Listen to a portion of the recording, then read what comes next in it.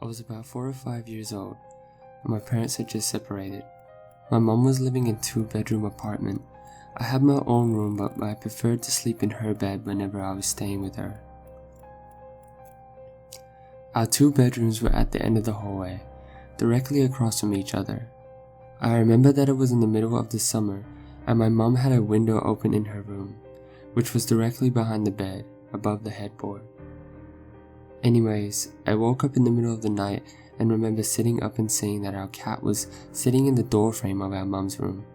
Her door was open and you could partially see into the bedroom. This was strange because our cat was typically always in bed with us.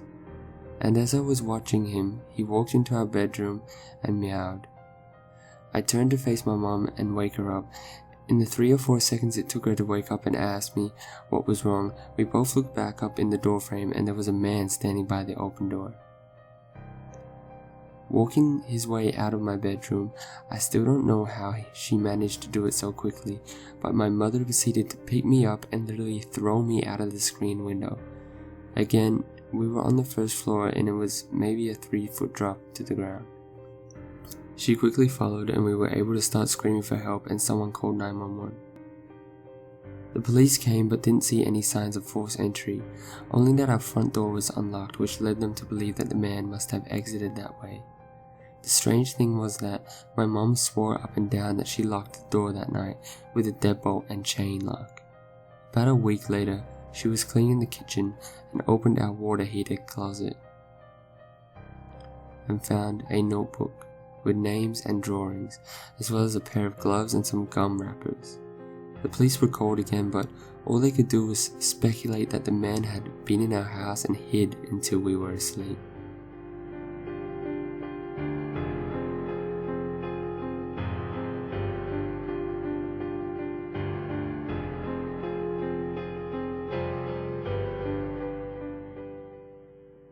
I moved to my dad's when I was 10 and didn't know anyone in the area, except for the family my dad was friends with, single mom with 3 kids.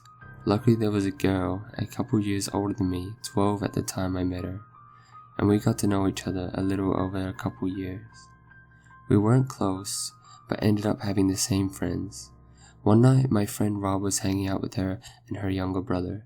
They happened to be in the house alone because my friend's mom was at work, which is where this gets terrifying and sad. Her mother has been helping this one lady through her work and got to know her fairly well. She found out her sister was in a mental institution and was let out recently. The night Rob is hanging out with my friend, they get a knock on the door. My friend thought it was their mom. She knocks a certain way when coming in, and answered it without thinking. Rob wasn't supposed to be there, and he took off through the window to his house down the road. He never thought twice about it. It wasn't her mom. It was the sister of the lady her mom was helping, and she figured out through talking to her sister where her family lived and her mom's working schedule. She came in, and this is where I don't know the details, and I'm glad I don't. My friend's younger brother got away to the neighbors to call the police. The lady brutally murdered my friend a week before Christmas, decapitated her, and left her body naked in a bathtub, hid her head. They had to look through the presents, and I don't know where they found it, but they did. I wasn't allowed to go to her funeral.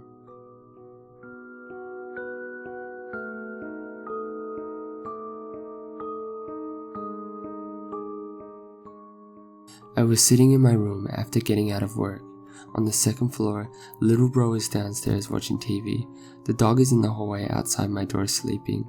All of a sudden, dog starts making all kinds of racket, jumping around, barking, clacking nails, howling.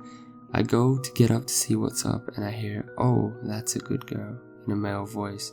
It didn't sound like little bro, so I go, "Oh, you're home early," thinking it's my dad's friend, our roomie, as I open the door. Soon as I'm out there is no one at all but the dog wagging her tail staring at the empty end of the hallway. Little bro comes upstairs to yell at me for getting his dog riled up. Said he heard the same voice thinking it was me or our roommate. We did a once over of the house with my butterfly knife and his BB gun, and there was nobody. Still gives me spooks to this day.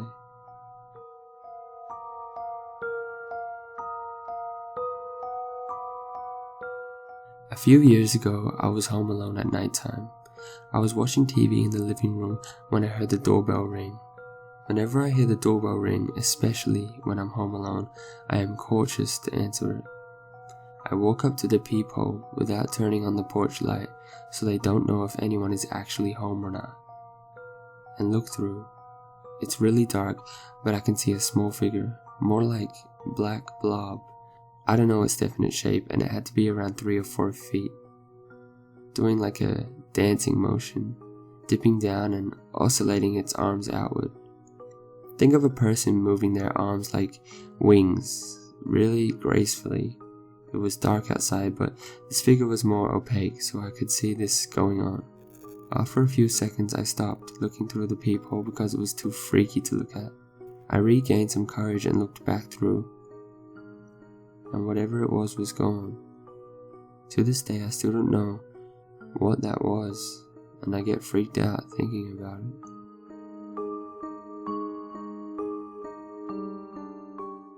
There's an abandoned house next to mine. The previous owner moved out to California 25 years prior and never sold it. I got a flashlight, gloves, and pushed the window open and went inside. Starting with the basement. In the basement was a grand piano. Still plays, but very much out of tune. Old World War II stuff, what seemed to be a signed Elvis poster, some other really cool shit no one should ever leave behind. There's basically a whole story in that basement, including a broken wedding picture, frame, and instruments absolutely everywhere. On the main floor was an unmade bed, molded food still in the fridge, and on the stovetop, half-empty beers turned solid, lights that still hadn't been turned off. And I started walking upstairs when I heard crying from one of the side rooms. That's when I freaked the fuck out and haven't been there since.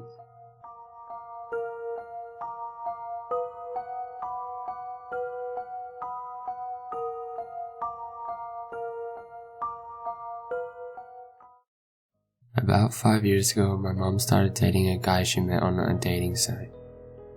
That part is fine. I had recently started dating a woman who would later become my wife, and we had met online. I'll just refer to her as my wife for this story.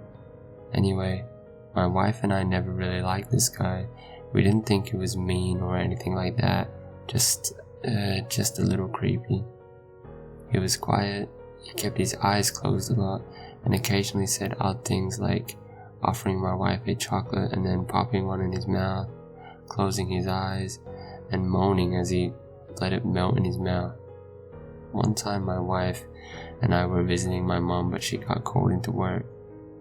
So we waited at her house. Her boyfriend was over, but he spent the entire several hours just hanging out in her bedroom with the door closed.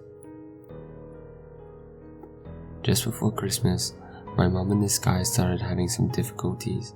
My wife and I were visiting her for the holidays, and she dropped all of her problems on us, and we listened carefully and told her our opinion, and suggested that she would be better off without him. She already had her mind made up, though, and decided to break up with him on Christmas Eve. We spent the night at my mom's and got up early on Christmas morning to visit my dad at his house. We didn't plan to spend the night at my dad's, but we got snowed in, which was actually nice. Christmas surprise for a turn. The next day we left as soon as we could get through the snow, and my wife suggested that we stop by my mom's house on the way so that we could see if she was okay. My wife just had a really bad feeling about my mom's now ex-boyfriend. My mom's car was in the driveway, but that doesn't mean much because she lives close enough to work that she often walks, and it hadn't snowed in her town. She also never locks her door, which drives me crazy, so we let ourselves in. That's when we see blood oozing out of the refrigerator's water dispenser. It had filled up the spilled container and was leaking onto the floor and had made a puddle. My wife screamed and I freaked out. I fully expected to see my mom's head in the freezer. I nervously opened the freezer to find a bag of frozen cherries that had been opened and crammed into the freezer so that it fell onto the ice dispenser and melted.